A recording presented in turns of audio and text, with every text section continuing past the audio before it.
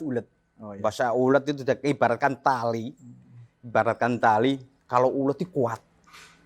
Kuat benar-benar walaupun ditarik, diapakan kuat.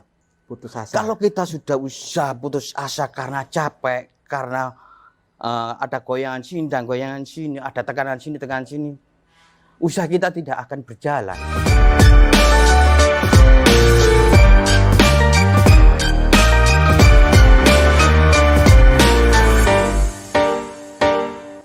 Assalamualaikum warahmatullahi wabarakatuh.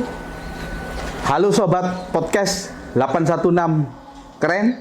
Bersama saya Belda Muhammad Yon Dediono. Kesatria 816 senantiasa pantang menyerah, selalu gembira, tetap semangat. Pam pam pam pam pam pam. Wacau. Di balik tugas menjaga keamanan dan ketertiban desa binaannya, beliau berhasil mengembangkan usaha kopi yang tumbuh dari semangat kemandirian, kecintaan pada potensi lokal, dan tekad untuk ikut mensejahterakan masyarakat sekitar. Baik, langsung saja kita sambut penggagas Kopi Babinsa, Sersan Mayor Mujito. Selamat siang Pak Mujito. Selamat siang Bang Yon. Terima kasih sudah meluangkan waktu bersama kami pada podcast hari ini. Kata pepatah, tak kenal maka tak sayang. Ya.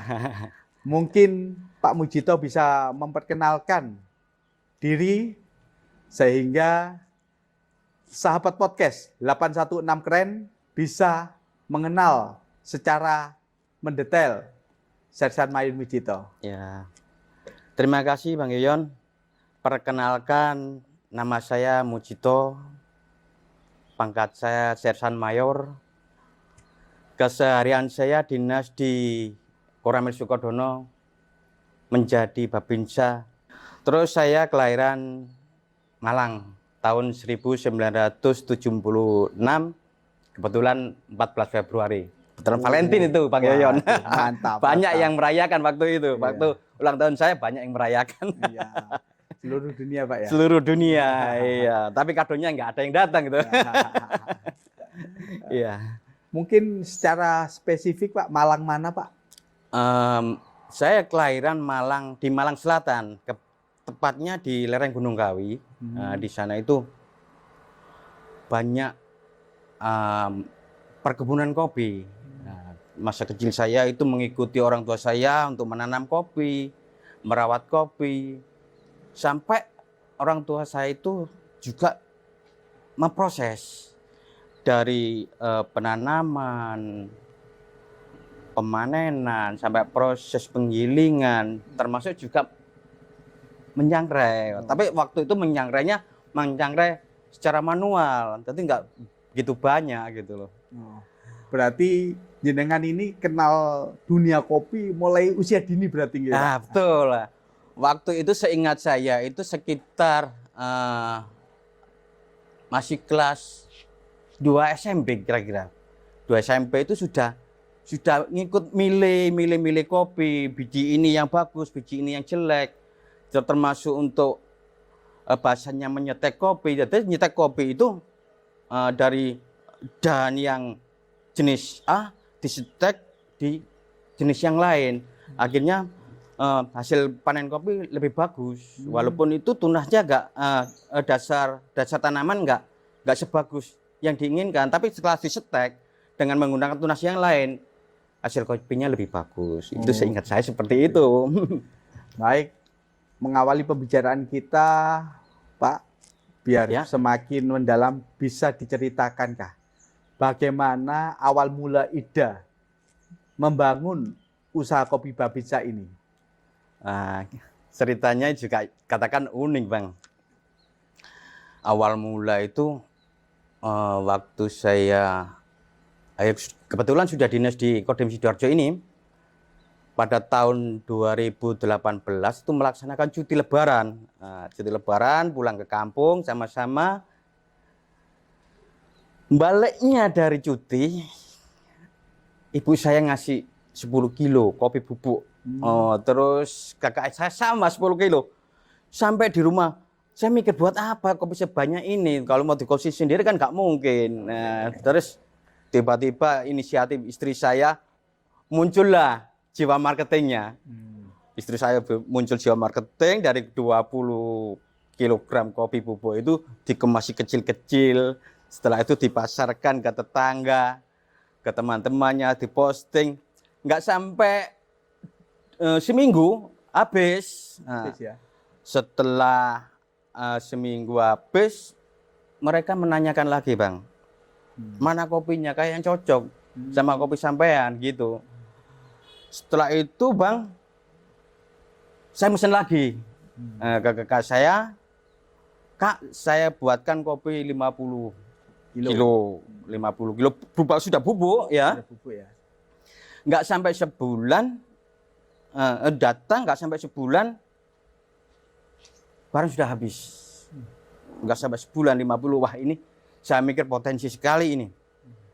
Setelah itu saya pesan lagi, tapi bukan kopi bubuk, Bang. Saya pesannya kopi yang green bean, masih biji mentah itu. Masih biji ya? Iya, biji mentah itu. Yang sudah kering itu, bukan? Ya, sudah kering. Ya. Yang sudah kering. Namanya green bean. Green bean. Namanya green bean. Saya pesen 2 kintal. 2 kintal. Nah, 2 kintal. Barangnya ada. Saya ambil, berangkatlah ke Gunung Kawi saya. Mau ngambil kopi. Tiba-tiba, Bang, namanya usaha kadang-kadang kita itu enggak berfokus tentang soal modal. Suatu contoh seperti saya, mau ngambil 2 kintal, ternyata sama tetangga saya, Mas, ngapain bawa jauh-jauh kok cuma 2 kintal? Tetangga saya sudah, ini Mas, ada 2 ton bawa semua. Loh, saya nggak punya uang, nggak punya modal. Setelah itu, tetangga saya sudah bawa dulu aja, nanti kalau laku, baru dibayar. Sistem kepercayaan berarti. Ya, itulah kepercayaan kita. Percaya sama orang juga, akhirnya juga kita dipercaya sama orang.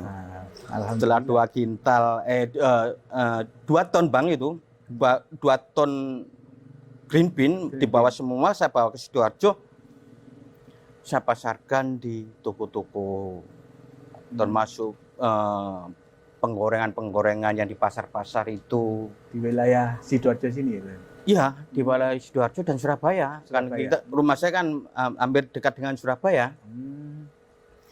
Setelah itu enggak, sekitar 1,5 bulan kalau nggak salah itu 2 ton itu habis, Bang. 2 ton habis. Lah, dari hasil saya menjual green bean 2 ton itu,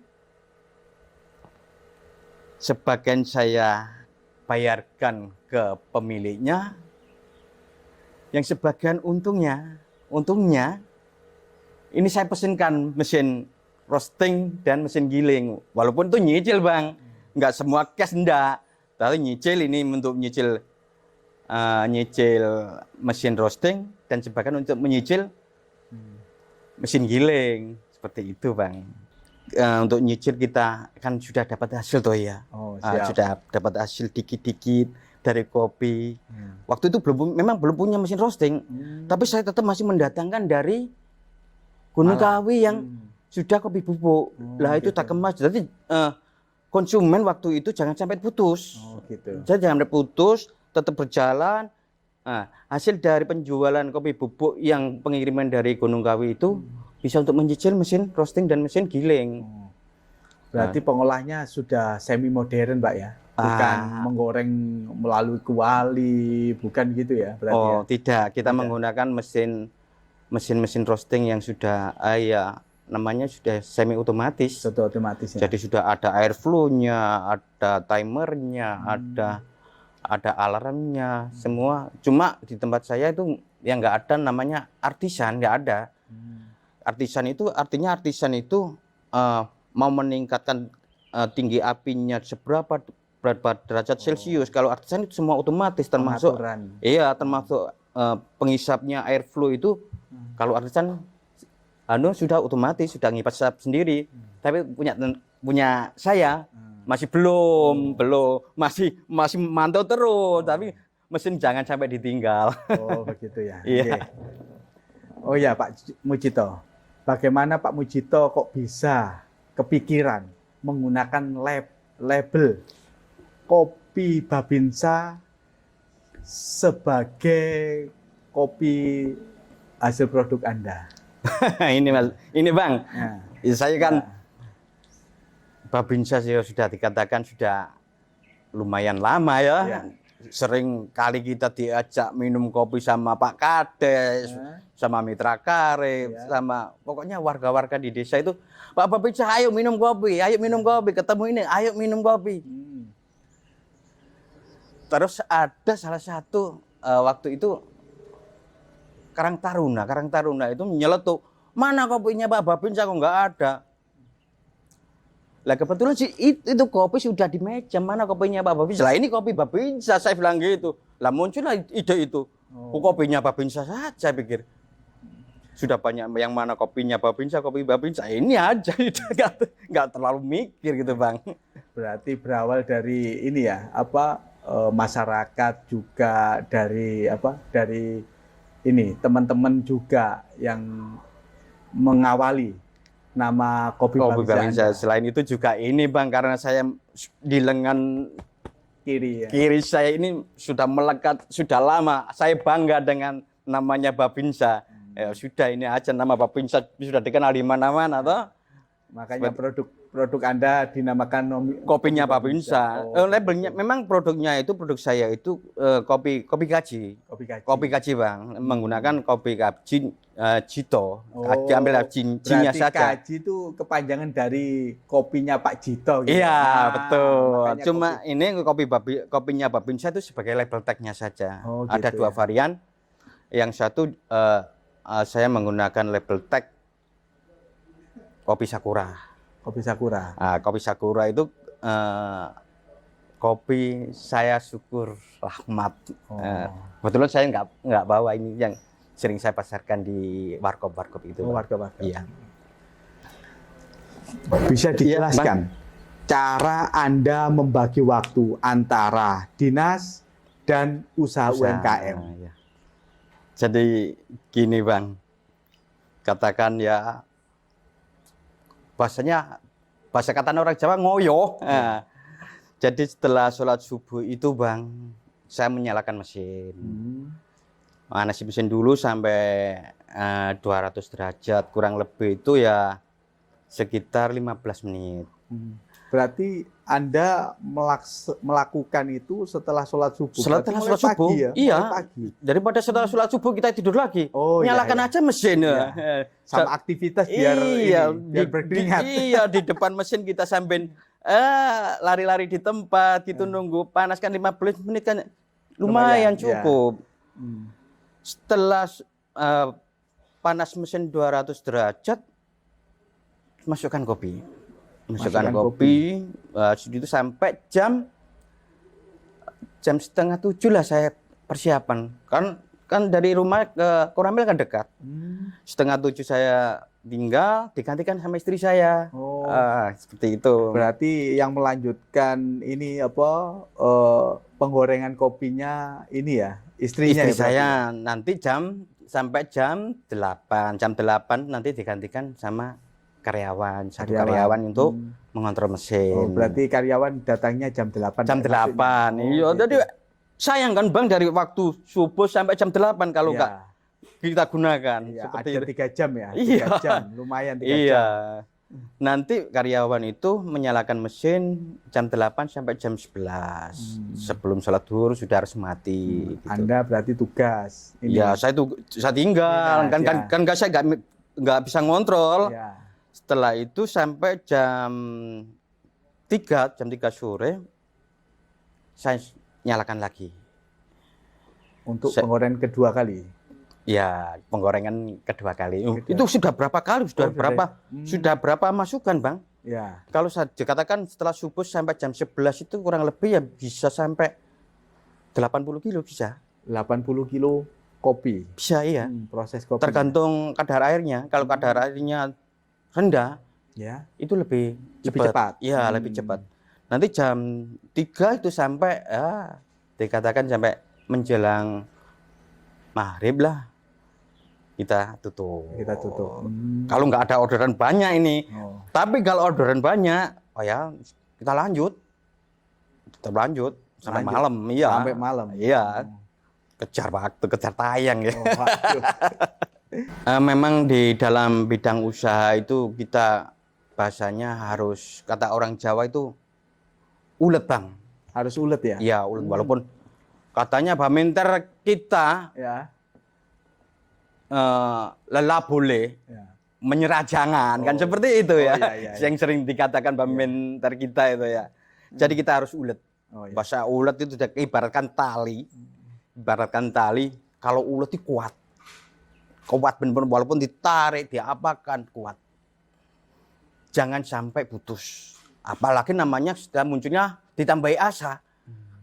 Putus asa. Kalau kita sudah usaha putus asa karena capek, karena ada goyangan sini dan goyangan sini, ada tekanan sini, usaha kita tidak akan berjalan.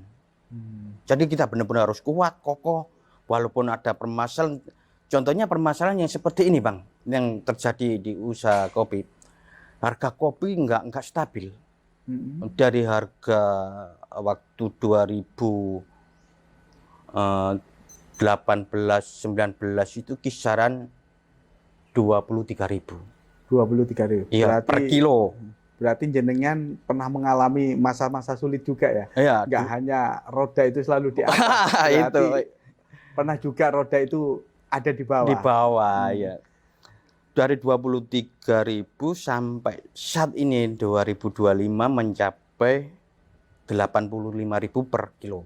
Per kilo, 85.000 per Per kilo. kilo. Kalau kita nggak benar-benar kuat, kita nggak benar-benar ulet, pasti akan berhenti usaha. Kan Jatuh. pasti kolab ya. Itu Bang. Jadi kita benar-benar harus kuat, ulet dan tekun lah. Tekun.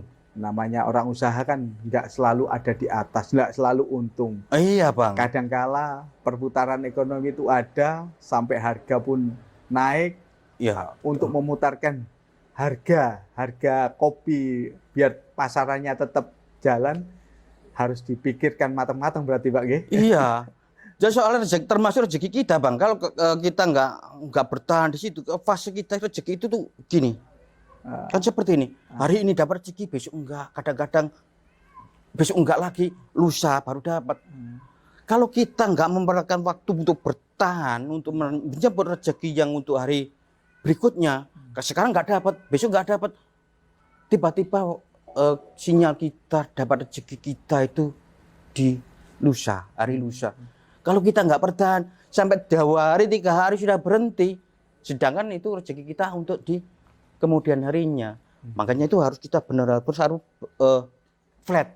Usaha kita benar-benar harus bertahan. Seperti itu Bang. Oh gitu ya. Iya. Iya Pak. Untuk memproduksi kopi Babinsa ini, apakah ada keterlibatan masyarakat lokal dalam proses produksi kopi ini Pak? Begini Bang Yoyon ya.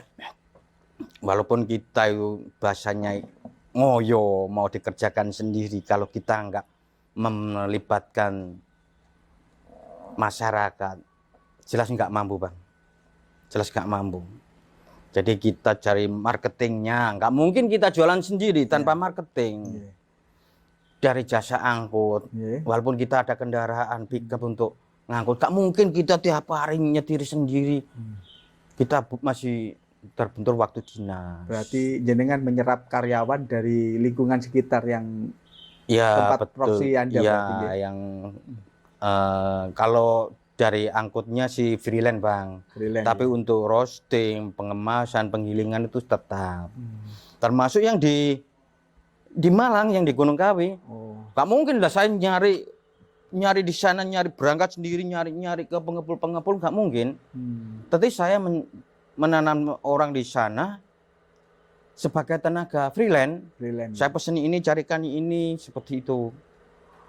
Minta jenis yang ini, minta bahasanya grade yang seperti ini. Mereka sudah tahu.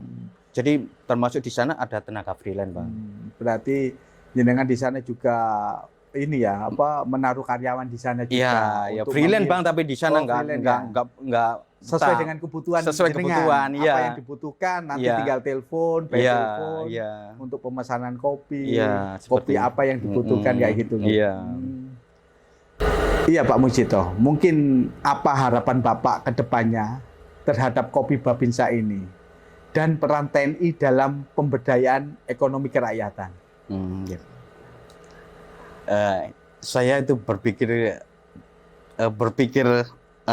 bukan artinya kita menyaingi, bukan artinya saya berpikir mengerucut ke kita tiap bulan itu dapat bukan tiap bulan ya, seringlah kita dapat namanya susu serdadu. Ya. Susu serdadu. Harapan saya Kopi Babinsa itu susunya kan sudah ada toh. Ya. Tinggal kopinya yang belum. Harapan saya Kopi Babinsa bisa dikonsumsi di kalangan TNI Angkatan Darat. Berarti kalau bisa prajurit yang lain bisa merasakan Kopi Babinsa. Iya, bisa skala nasional kan lumayan besar kalau skala nasional. Bisa menambah karyawan lagi, bisa menambah omset lagi, seperti itu Bang. Jadi kalau ya sudah pastilah Bang, kalau usahanya makin besar, terus produknya makin kapasitasnya lebih tinggi, otomatis pasti akan menambah karyawan. Kalau menambah karyawan otomatis kan dari segi marketingnya jelas menambah. Tempat produksinya harus diperluas juga. Produksinya pasti menambah karyawan. Harapan saya juga mensejahterakan masyarakat sekitar, harapan saya itu. Jadi merangkul masyarakat sekitar untuk menjadi karyawan di situ, tujuannya untuk meningkatkan kesejahteraan ekonomi masyarakat juga. Gitu. Iya, selain yang diutamakan masyarakat dan secara pribadi kan untuk keluarga saya gitu Bang. Iya. Pak Mujito, mungkin ada pesan kepada rekan-rekan prajurit yang mau menjadi pengusaha UMKM Pak Mujito? Iya. Babinsa yang menjelang purna, mari kita belajar bareng-bareng. Terbuka, di tempat saya terbuka. Monggo. Atau Bang Yoyon kalau mau. Kalau saya itu juga pecinta kopi sebenarnya Pak Jito. Iya. Tapi mungkin waktu saya aja yang mungkin kurang. Iya. Nanti suatu saat kalau sudah mendekati purna, kita akan belajar lagi dengan Pak Mujito. Iya. Gitu ya. Oke, Pak Mujito. Mungkin ada pesan dan ucapan yang ingin disampaikan melalui podcast ini. Kami ucapkan kepada Bapak Komandan Kodim 0816 Sidoarjo yang mana selama ini selalu mendukung dan mensupport usaha kami dan mendukung segala kegiatan UMKM di sana di sini. Beliau selalu mendukung. Terima kasih Pak Komandan atas dukungannya sehingga usaha kami tetap berjalan sampai saat ini. Terima kasih. Terima kasih Pak Mujito atas waktunya berbincang-bincang dengan podcast 816 Keren. Tak terasa kita sudah berada di penghujung acara ini. Sebelum kita akhiri, kami ingin mengucapkan terima kasih yang sebesar-besarnya kepada semua pihak yang telah memberikan dukungan untuk podcast ini. Terutama kepada Komandan Kodim 0816 Sidoarjo. Terima kasih atas kepercayaan dan support yang luar biasa. Dan dukungan ini menjadi semangat bagi kami untuk terus menyajikan konten yang inspiratif, informatif, dan bermanfaat bagi pendengar setia kami. Terima kasih dan salam hangat. Sampai jumpa di podcast 816 Keren. Selalu gembira, tetap semangat. Pam pam pam, pam pam pam. Waco!